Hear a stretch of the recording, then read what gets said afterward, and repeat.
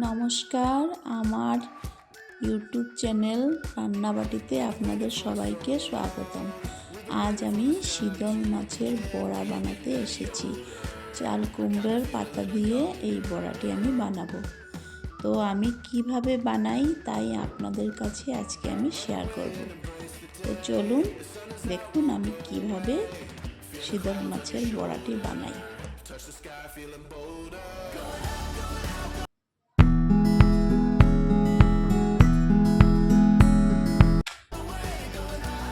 তো আমি বানানোর জন্য এখানে আমি চাল কুমড়োর পাতা নিয়েছি। পাতাগুলোকে ভালো করে ধুয়ে একটু নুন মেখে রেখে দিয়েছি যাতে পাতাগুলি নরম হয়ে যায়। তারপর এগুলিকে ভালো করে চিপে আমি তার জলগুলি বের করে দেব যাতে পাতাগুলি নরম হয়ে যায় এবং বড়া বানানোতে খুব সহজ হয়ে যায়।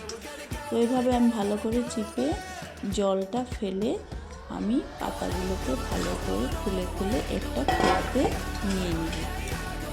এই দেখুন আমি কীভাবে পাতাগুলোকে রাখবো। এইভাবে আমি পাতাগুলোকে খুলে খুলে একটা একটা করে রেখে দেব।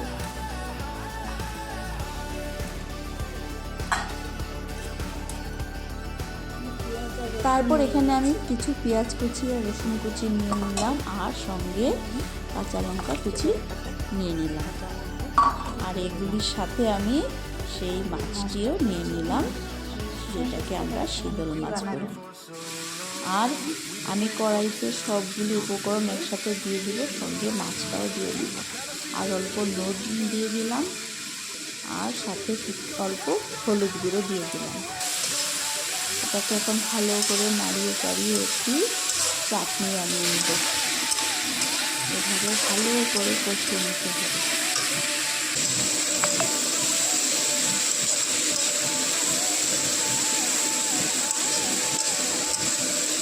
দেখুন আমি কীভাবে আমি পেঁয়াজ রসুন কাঁচা লঙ্কা আর সাথে সেই মাছটি শুকনো মাছটি আমি দিয়ে দিলাম। এটা আমরা শীতল বলি, এটাকে আমরা দিলাম। দারুণ গন্ধ বেরিয়েছে।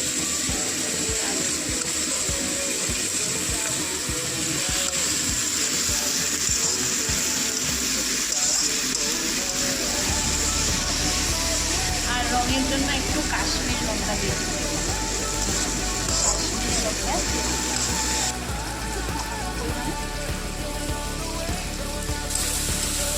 এখন এটাকে ভালো করে কষিয়ে নিব। সব কিছু উপকরণ একদম এভাবে বানানো হয়ে গেলে আমি এটা বাটিতে তুলে নেব।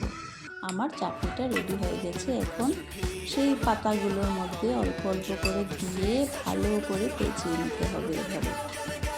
আর আমি একটি বেসন আর কিছু চালের গুঁড়ো আর হলুদ নুন দিয়ে একটু ব্যাটার তৈরি করে রেখে দিয়েছি।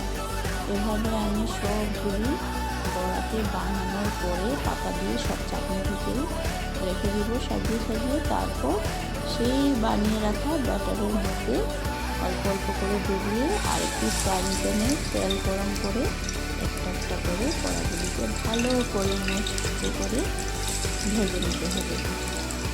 এই যে এভাবে ভেজে নিতে হবে। আর ভালো করে ভেজে নেওয়ার পরেই আমার তৈরি হয়ে যাবে একেবারে মুচমুচে শীতলের বড়া।